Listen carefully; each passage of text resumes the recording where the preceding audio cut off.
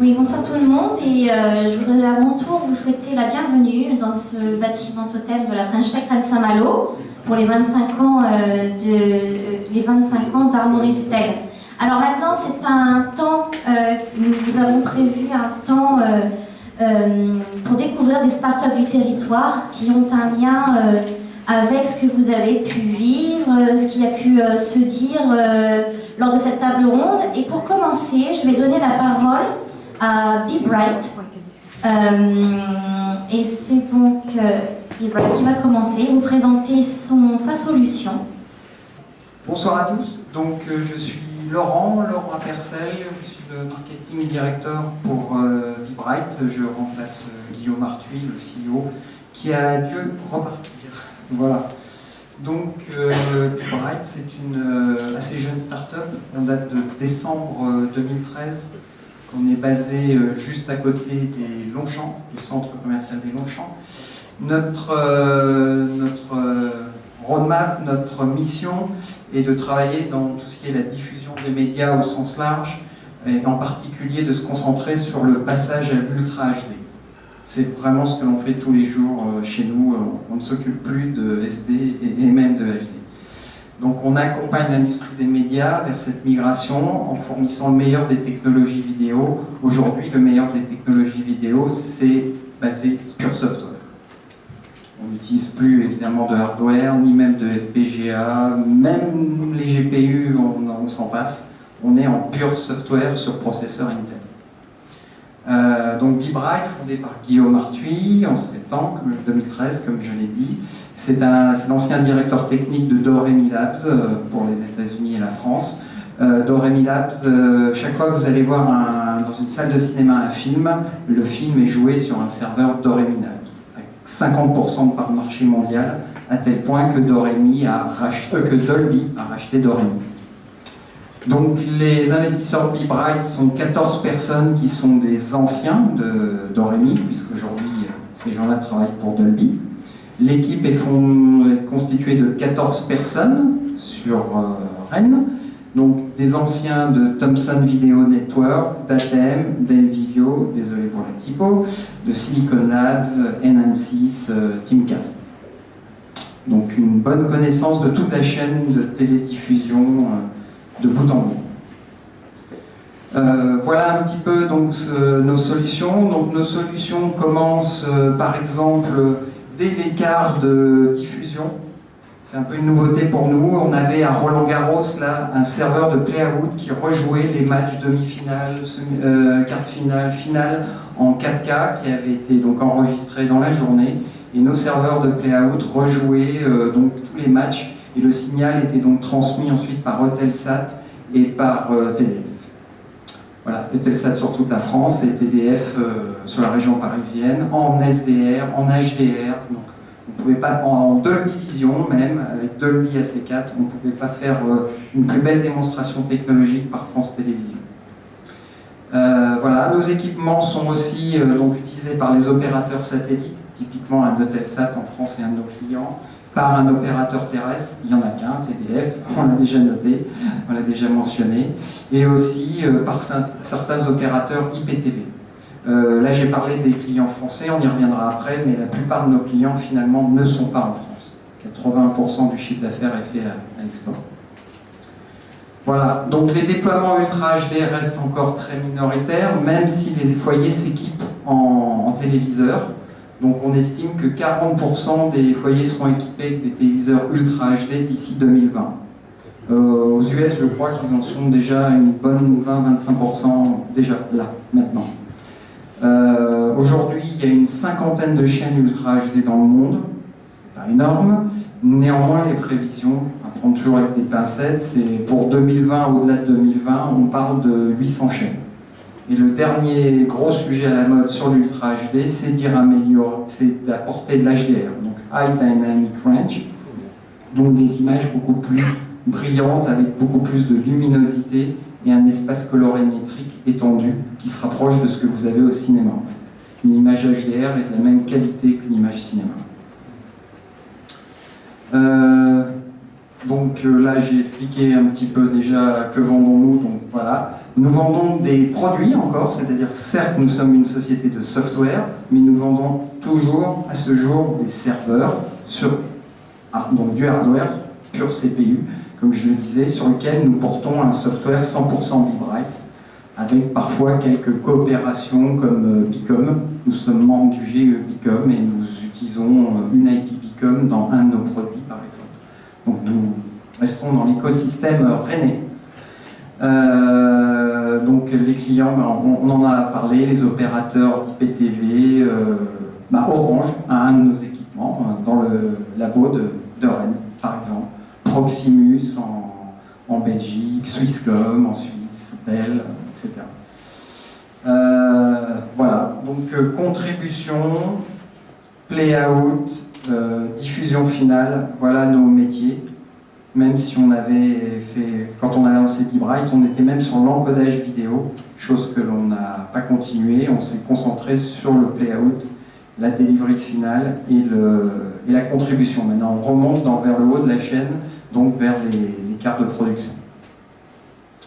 Donc notre gamme à ce jour est constituée de 6 produits, donc en 3 ans et demi, c'est pas mal, même si c'est du software et que ça va un peu plus vite que le hardware, c'est quand même un bel achievement. Voilà, donc équipement de labo, qui est l'équipement qui a été le plus vendu, c'est celui qu'on trouve dans les labos que je citais, par exemple Orange.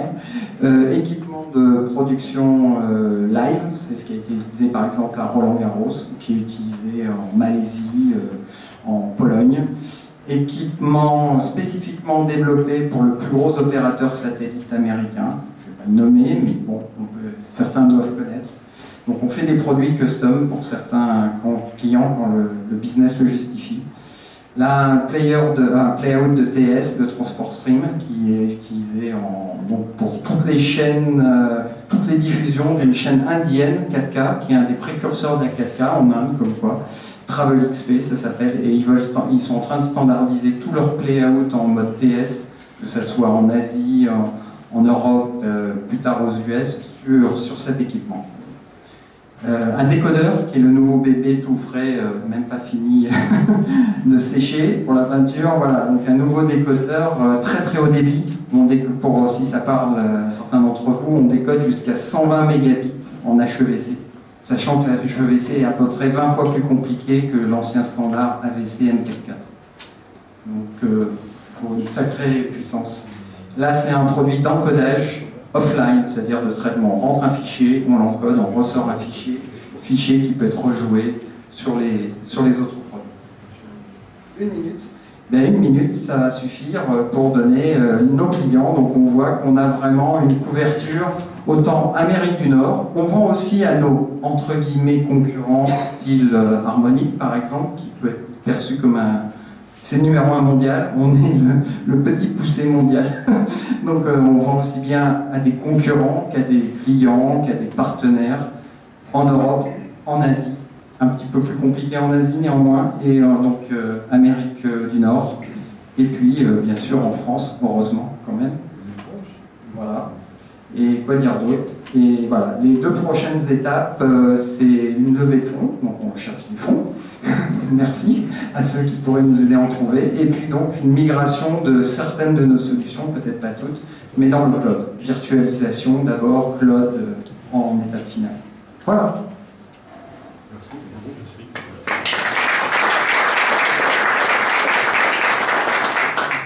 Nous avons prévu un petit temps de questions si vous avez des interrogations par rapport à cette présentation. Non ? Juste une remarque, on a parlé avant d'innovation sur le territoire. Je crois que vous avez travaillé avec Bicom. Oui, il y a une IP. D'abord, on est membre du GE, on est membre maintenant du GE Bicom, et on a sur le produit qui s'appelle UHD Play, que j'ai montré avant, on a une des IP, qui est directement, donc le produit UHD Play, qui est directement issu de Bicom. C'est leur IP phare, d'ailleurs celle qui permet de convertir de SDR vers HDR. Quand on n'a pas une source HDR, on peut créer un pseudo HDR assez convaincant. Voilà. C'est ça, c'est celui qui l'IP qui a eu le prix, la technologie qui a eu le prix. En fait, on a été le premier à utiliser cette technologie. Ça fait 1 an, on a de l'avance. On avait déjà la technologie dans notre machine. Ok, bah, si vous n'avez pas d'autres questions, on va pouvoir passer à la start-up suivante. Merci beaucoup, Bright. Alors, j'invite donc maintenant Dazzle et Laurent Cognier à venir présenter. Bonjour. Donc je suis Laurent Cognier, cofondateur et directeur technique de Dazzle. Donc Dazzle, c'est une plateforme vidéo d'information collaborative, centrée dans un premier temps sur la production de contenu live. Sur la présentation, ça va pas être facile.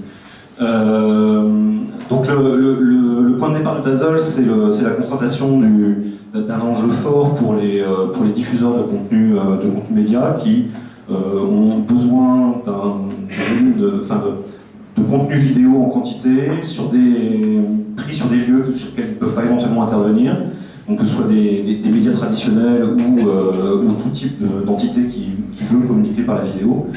Et donc le but de Dazzle est de venir se mettre en intermédiaire entre ces diffuseurs de vidéos et les contributeurs potentiels pour ces vidéos.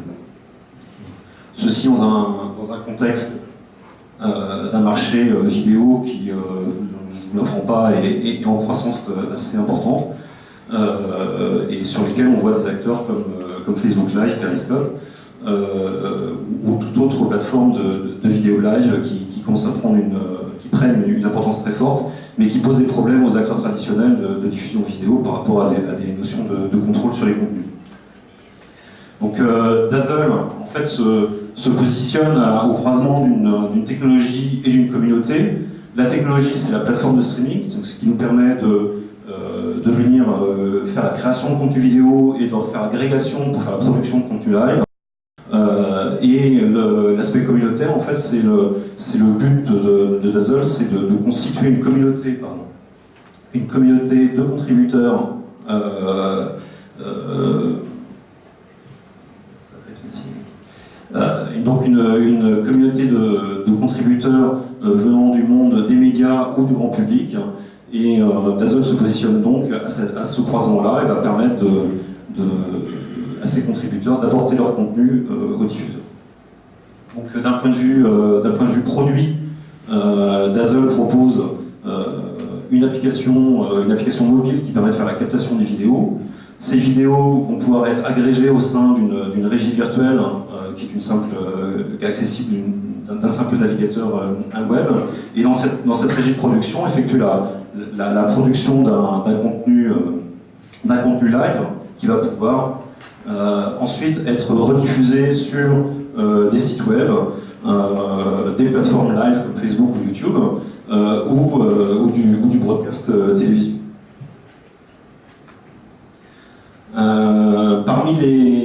Parmi notre activité déjà, donc Dazzle, je ne l'ai pas précisé en introduction, est une start-up qu'on peut considérer comme jeune puisqu'on a été créé en avril 2016. Aujourd'hui, nous travaillons beaucoup avec des télévisions comme France 3, TVRM, TVO, TV Sud. On a également été partenaire de l'opération Carmen sur écran, pendant laquelle on a pu apporter une mosaïque d'images prises par des spectateurs partout en Bretagne qui ont amené des images sur ce qui se passait sur les autres sites de projection. Également, tout le long de la journée, le Carmen a amené du contenu sur la préparation d'événements. Les travaux qu'on fait avec France 3, par exemple, ça s'est concrétisé par des lives qui ont été diffusés sur Facebook, réalisés pendant le Salon d'agriculture ou en préparation des législatives. Le week-end dernier, on contribuait avec TVRM d'une part et également avec TVO, TV Sud d'autre part, à amener des contenus vidéo pris dans des lieux sur lesquels ces acteurs-là n'avaient pas la capacité traditionnelle de déployer des équipes. Donc, par exemple, avec TVRM, on avait quatre journalistes qui étaient sur les cantons de Fougères, Vitré, Redon et Saint-Malo. Avec TVO, on avait quelqu'un à Dougléac et à Vannes, donc, qui grâce à la légèreté en fait, du dispositif, puisque les journalistes n'étaient équipés que de simples téléphones portables, amener du contenu.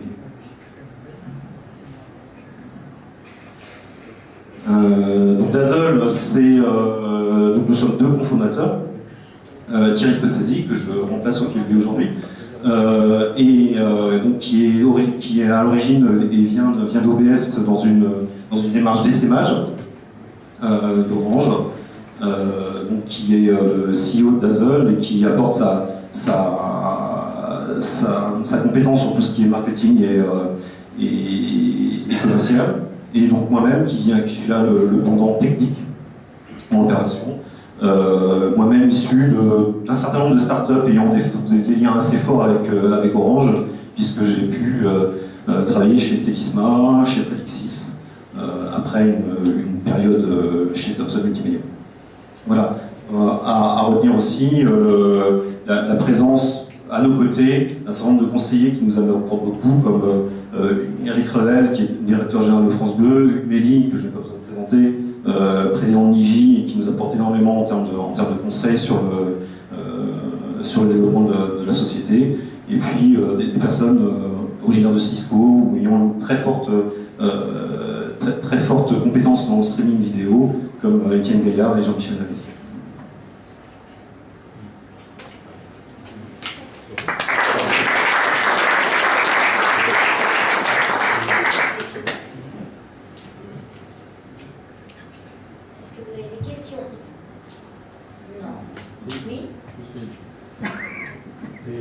Des perspectives de développement derrière. Là, parce que je vois bien qu'on est dans des phases exploratoires, on explore un petit peu les possibilités, on expérimente avec un certain nombre de partenaires. C'est quoi derrière le plan et en particulier, c'est quoi le business model? Donc, rapidement. Oui, oui. Alors effectivement, on est actuellement dans une phase amont, puisque tous les travaux qu'on met en œuvre se font avec des partenaires médias qui déploient leurs propres équipes dans l'utilisation de notre produit. L'objectif de Dazzle, c'est justement de venir plutôt se mettre en intermédiaire entre ces médias et des contributeurs qui seront des journalistes indépendants ou ce qu'on appelle les citizen reporters. Donc le modèle de Dazzle, il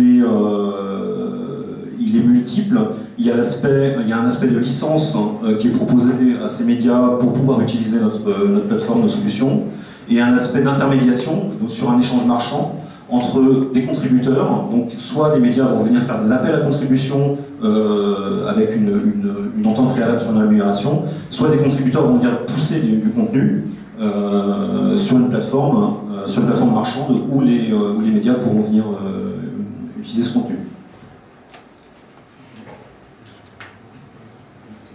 Pas d'autres questions? Donc maintenant on va accueillir Zeta Push et Michael Morvan. Donc bonjour, je suis Michael Morvan, je suis le PDG de Zeta Push, le cofondateur. D'abord notre équipe, je suis le directeur, Pablo est mon cofondateur et directeur technique, et on a une équipe de spécialistes fortement techniques, avec maintenant une composante commerciale avec Jean-Charles Michel qui nous a rejoint l'année dernière.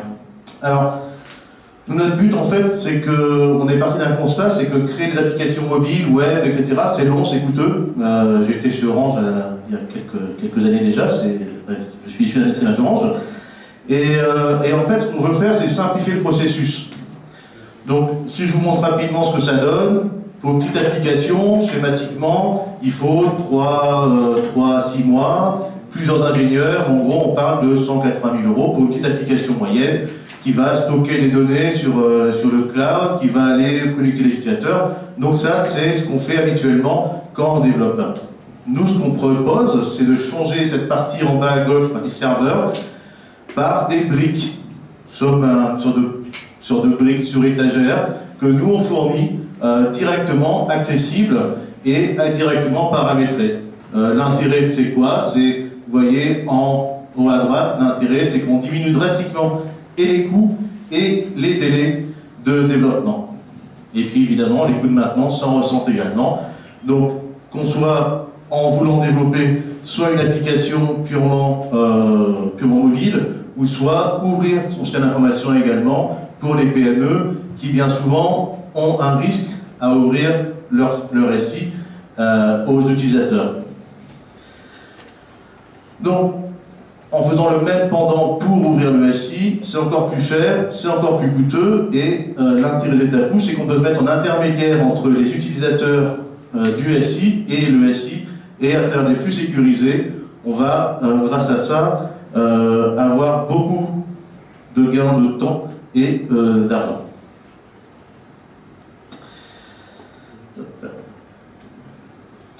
Notre plateforme, en fait, est une brique temps réel qui permet d'interconnecter tout ce que vous souhaitez interconnecter sur vos serveurs habituellement, c'est-à-dire vos pages web, vos applications mobiles, mais aussi tous vos systèmes connectés dans le monde de l'IoT par exemple. Et tout ça se mélange en temps réel sur ZetaPush. On a un parti hébergement également qui permet soit d'héberger ça chez nous, où on fournit on vous fournit de l'hébergement sous forme à la demande, ou alors on peut également aller héberger ça chez vous directement de vos data centers. Venant d'Orange, on sait très bien que si Orange était un client, il demanderait à ce qu'on héberge ça chez eux dans leur data center. Et donc on fournit des briques sous forme d'API, et également on a créé notre propre langage de programmation qui permet d'aller créer le métier client directement sur les serveurs de ZetaPush. Et puis on fournit également des recettes fonctionnelles de haut niveau. On a un problème en tant que start-up, c'est que ce que je viens de vous raconter là, vous êtes à peu près un dixième à comprendre de quoi je parle.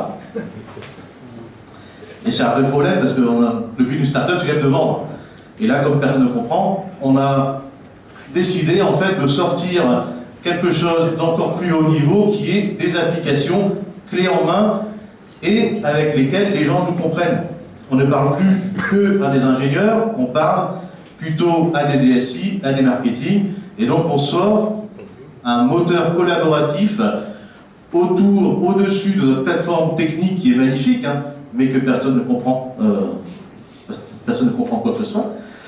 Et donc du coup, on va fournir des briques, clés en main, de haut niveau, pour permettre par exemple de faire collaborer des gens à travers un chat, qui vont pouvoir échanger par exemple des données, des documents, tout ça en temps réel, mais sous forme de briques.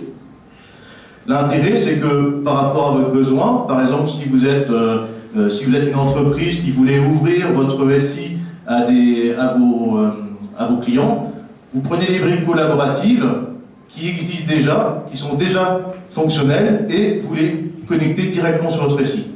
Elles existent, elles sont directement utilisables.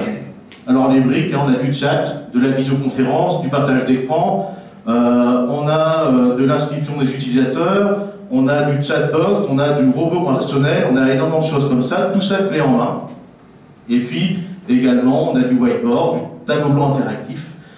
Donc tous ces modules-là, en fait, de très haut niveau, vous pouvez les utiliser directement, de manière clé en main, et les déployer de manière très rapide, par rapport à ce que je faisais avant, en développant, par rapport à ce que je vous expliquais avant. Donc les cas d'usage pour nos briques très haut niveau, par exemple dans le domaine de l'immobilier, c'est on fournit une application pour faire l'état des lieux d'une personne qui rentre dans un logement. L'état des lieux, le client va rentrer dans son logement, il voit qu'il y a des problèmes, il prend les photos, et l'agence immobilière reçoit directement les photos du problème que le nouveau propriétaire a détecté. Dans le domaine de l'assurance, c'est par exemple, il y a eu un incident, il y a eu une déclaration de sinistre. La compagnie d'assurance va utiliser l'application clé en main qu'on va lui fournir. L'utilisateur vient cliquer sur un bouton, va pouvoir prendre ses photos directement et déclarer son sinistre 100% en ligne, sans avoir à télécharger quoi que ce soit comme application. On est en train de développer cette partie-là pour une vraie assurance, cette partie du milieu. Pour les travaux, c'est le même genre d'idée. On a un problème sur nos travaux, on souhaite par exemple déclarer un un volet roulant qui est cassé dans notre bureau. C'était ça à l'origine en fait, pourquoi on l'a fait. Et bien directement, on contacte l'entreprise en prenant les photos. L'entreprise peut nous dire le matériel il a été commandé, le matériel il est prêt, j'arrive à tel jour, à telle heure. Tout ça avec une application clé en main. Et pour finir, 2 autres petits éléments dans le même médical, où on peut également faire une téléconsultation médicale, tout ça avec la même application. Hop. Et dans le domaine également de l'IoT, où on peut connecter n'importe quel objet sur des états-bouches. On a des applications clés en main qui permettent d'envoyer directement, par exemple, la météo à partir de capteurs dans le domicile de la personne. Merci.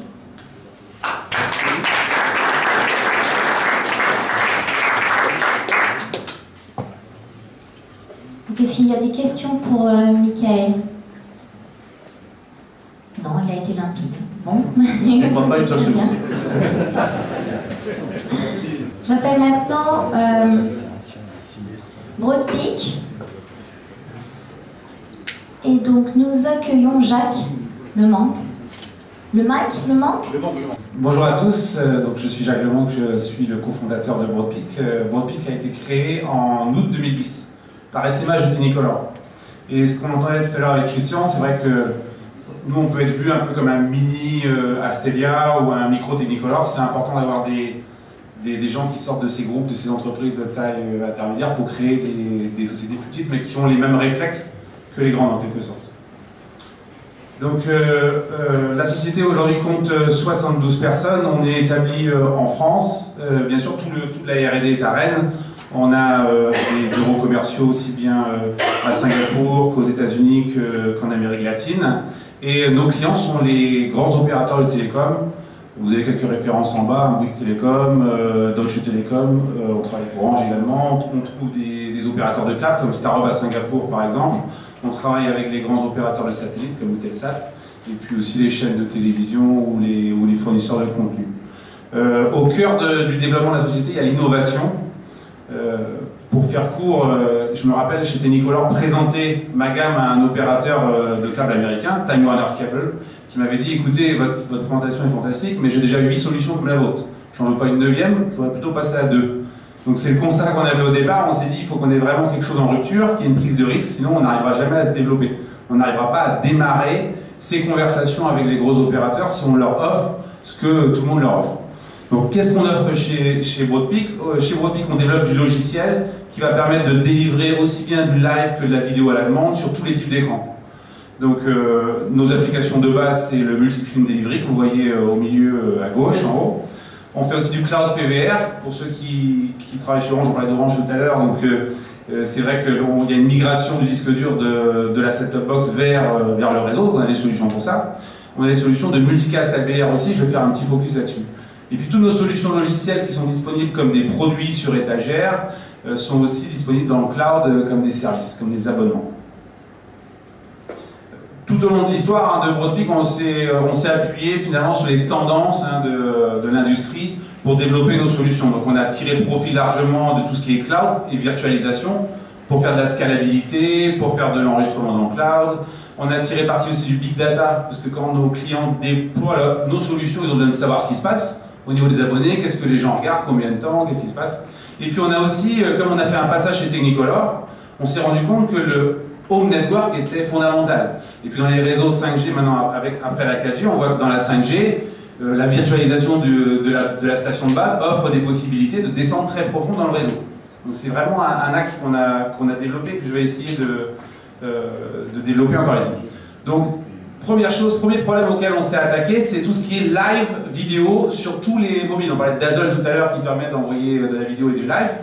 Et le live, ça marche très bien sur tout type d'écran. Sauf que, généralement, quand personne ne regarde, ça marche super, et dès que tout le monde veut regarder, ça marche plus.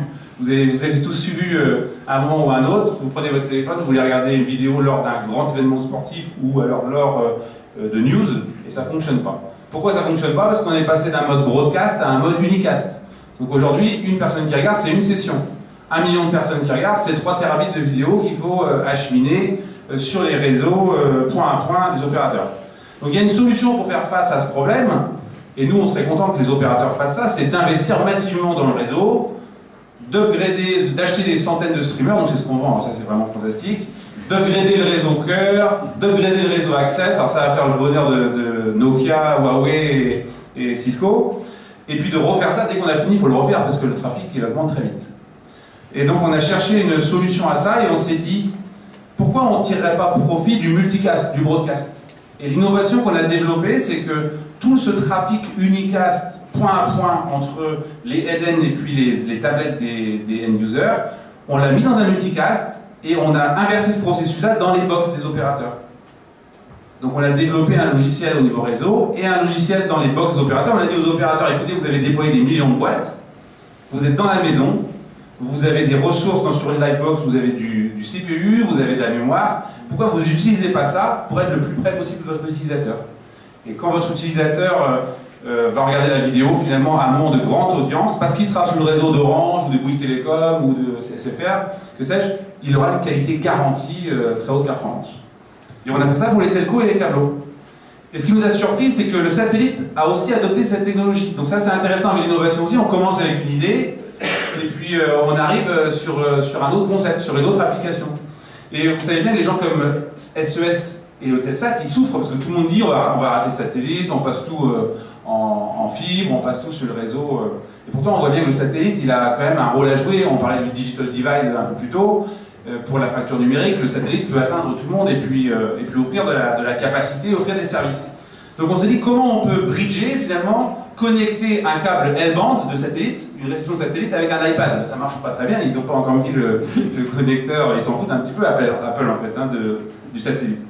Et donc ce qu'on a fait, c'est qu'avec des partenaires qui ont développé des récepteurs, on a mis notre agent, on parlait tout à l'heure du multicast APR, notre agent NanoCLN, on l'a déployé sur des récepteurs satellites avec des accès Wi-Fi, ce qui fait que maintenant on peut délivrer dans des bars, dans des maisons, on peut délivrer via satellite de la vidéo qui arrive sur des iPads et sur ce genre d'application.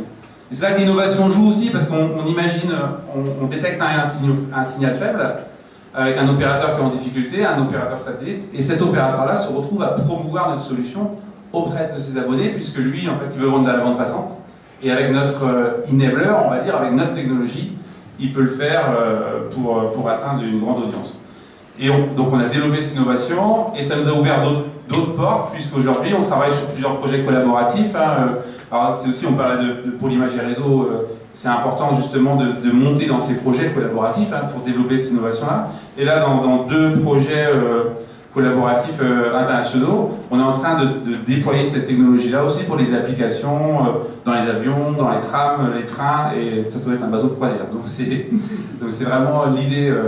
Donc voilà, c'est ce que je voulais témoigner, encore une fois. Donc l'innovation, c'est vraiment la façon de se développer. Et puis un des assets, au-delà bien sûr de la recherche, de la possibilité de collaborer, c'est aussi ces champions locaux qui nous ont permis à nous de ne pas complexer et puis d'aller à la rencontre de nos clients sur les salons internationaux. Et c'est ça qui est important en fait, c'est les succès des Technicolor, des Harmonic, encore une fois, ou Thomson Video Networks, Atel maintenant qui est présent, d'Astelia, tous ces champions-là qui nous poussent à aller plus loin. Donc voilà, ça termine ma présentation.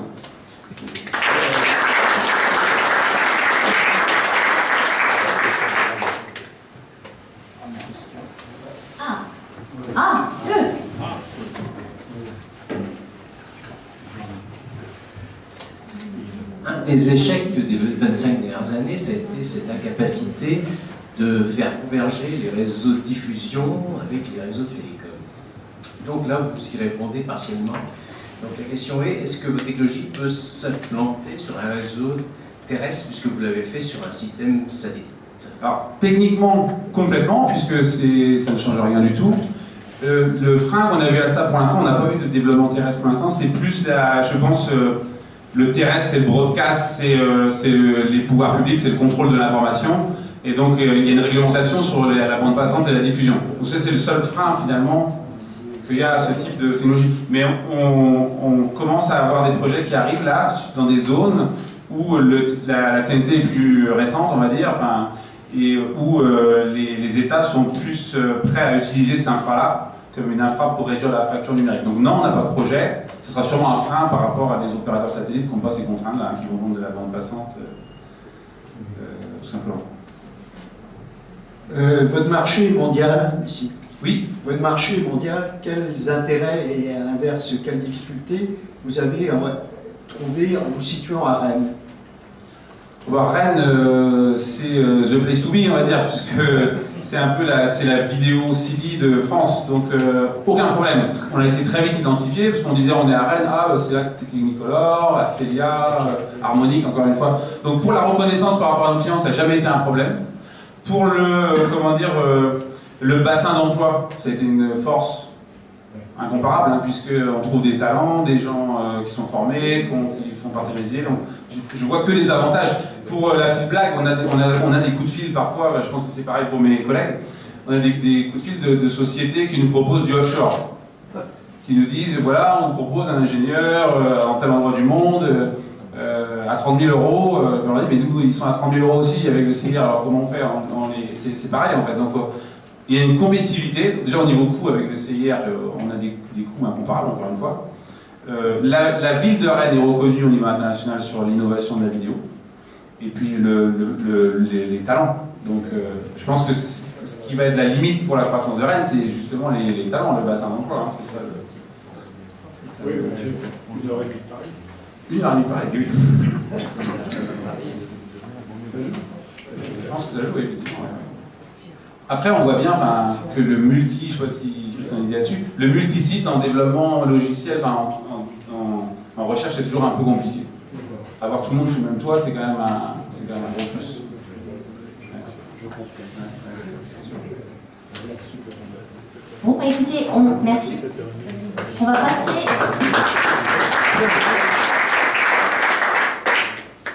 passer à la dernière start-up. Et j'appelle donc Alain Durand de Content Armor à me rejoindre. Bonjour, donc, je suis Alain Durand, je suis cofondateur de Content Armor. Donc comme Jacques, on est 5 anciens de Technicolor à avoir fondé cette boîte. Pour la petite histoire, Armor, c'est pas ce que vous croyez. Donc c'est certes un petit clin d'œil à la Bretagne, mais en fait, moi je vous parlais de sécurité, parce que Armor en anglais, c'est aussi une armure. Donc vous n'êtes pas sans ignorer que depuis que le numérique, on a beaucoup parlé numérique aujourd'hui, en disant que c'est fantastique, ça permet de nouveaux usages, ça permet aussi un piratage énorme. Le piratage, il a grossi depuis la fin des années 90 et il est devenu à un point tel que beaucoup de gens honnêtes, consomment du contenu pirate sans même savoir qui pirate. On peut acheter sur Amazon des boîtes qui vont permettre d'accéder à n'importe quel contenu. On peut aller voir sur Internet des matchs de foot en direct alors que c'est des diffusions complètement illégales. Et on en est venu à un tel point donc, que les opérateurs eux-mêmes commencent à réaliser les pertes d'abonnement que ça réalise pour eux, mais aussi commencent à considérer, donc on a vu quelqu'un de la BBC ou de Virgin Media, donc un gros opérateur anglais, qui considérait que les réseaux pirates étaient leurs principaux concurrents actuellement. Donc c'est devenu un problème majeur et ça va continuer à augmenter. Donc pour répondre à ça, il y a deux types de techniques. Il y a ce qui s'est développé depuis de nombreuses années déjà, des techniques de protection active. On va chiffrer le contenu et on va empêcher aux pirates d'accéder au contenu. Tout ça c'est bien, mais ça a une fin parce qu'à un moment ou à un autre, on est obligé de déchiffrer le contenu pour l'afficher et donc il redevient à nouveau vulnérable.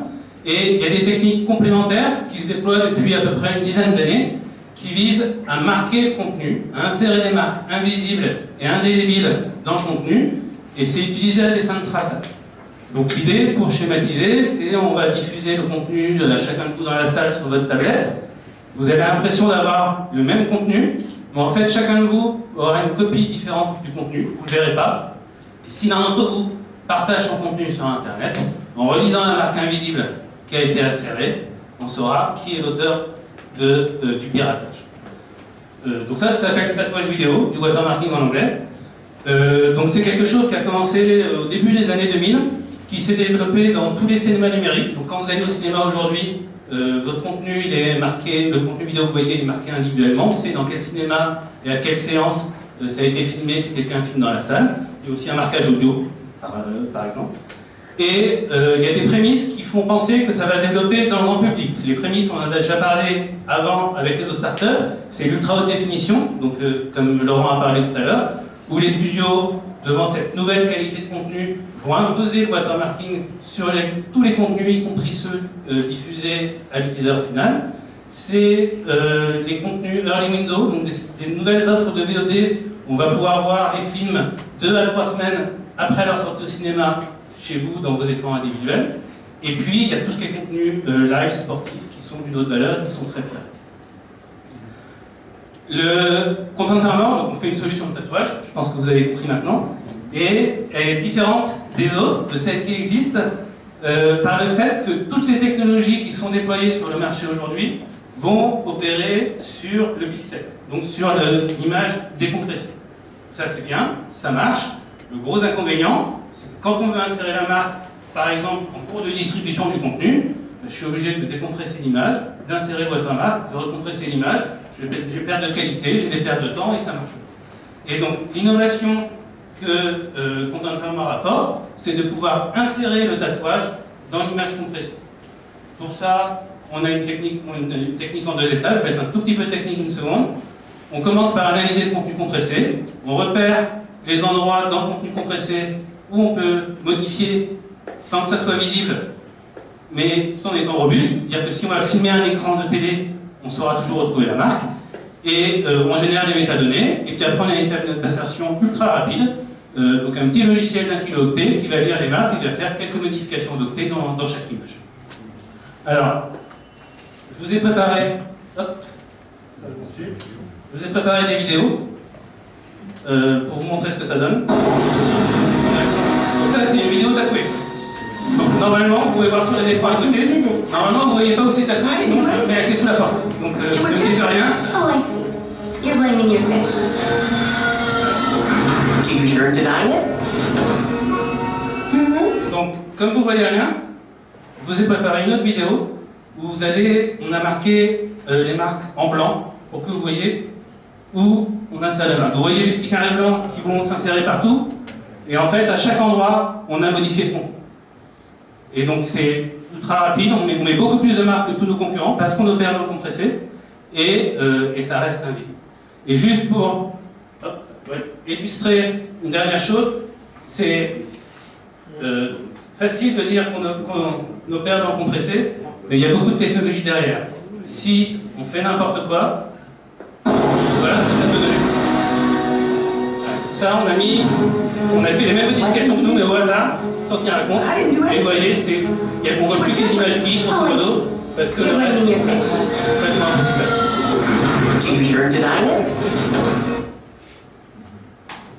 Oups, je viens de sauter, désolé pour votre qualité. C'est tatoué. C'est pas très grave.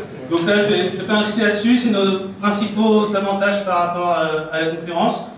On peut s'insérer, étant donné qu'on travaille dans le compressé, on peut s'insérer très facilement à n'importe quelle étape de distribution du contenu, y compris par exemple dans les CDN proposés par Broadpeak. On est une technologie purement logicielle. On va s'intégrer dans des décodeurs déjà déployés par du téléchargement. On va s'intégrer dans une tablette. On a fait une démo à Barcelone au Mobile World Congress avec via Access Orca, qui est une filiale de Orange.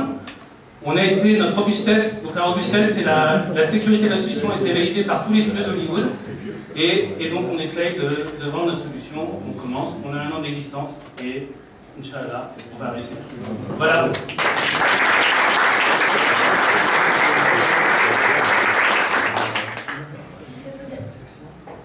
Est-ce que vous avez des questions? Oui. Et la résistance aux dégradations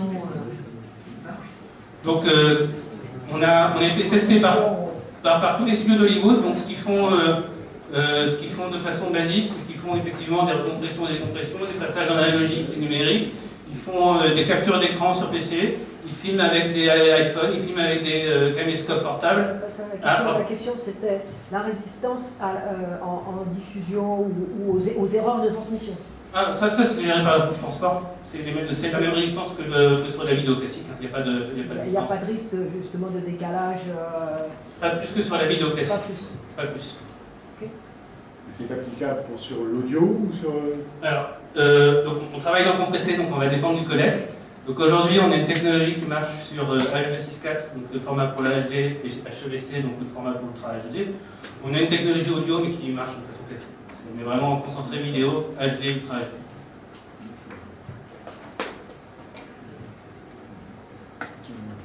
D'autres questions? Non? Bon. Je vous invite à poursuivre ces échanges autour du cocktail. Peut-être que Christian, tu veux conclure la journée, l'après-midi. Juste pour l'après-midi, je veux remercier tous ceux qui nous ont aidés pour l'organisation de cette soirée, enfin demi-journée. En premier, la French Tech, partenaire essentiel de l'opération, qui nous a accueillis et qui a participé pour cette deuxième partie. Donc je remercie tous les membres de la French Tech, bien sûr. Je remercie aussi, bien sûr, tous les intervenants de la table ronde, l'animateur. Pierre Jacobs est intervenu effectivement en fin de table ronde. Et puis, je veux remercier aussi ceux qui nous ont aidés, Rennes Métropole et la ville de Cesson-Sévigné, qui nous aide globalement sur l'ensemble des manifestations liées aux 25 ans d'Armoricel. Je vais vous donner rendez-vous au cocktail, bien sûr, mais pour les 30 ans, et puis bien au-delà, puisque Pierre Jacob a tracé notre ligne directrice pour les 20 années qui viennent. Là, j'ai compris qu'on pouvait aller jusqu'à 40, 45 ans. Ils auront changé les équipes de management à Armoricel, certainement. Donc, et puis, je vous remercie tous d'avoir assisté à cette table ronde et à cette soirée. Et je vous invite donc à continuer les échanges autour d'un verre. Voilà.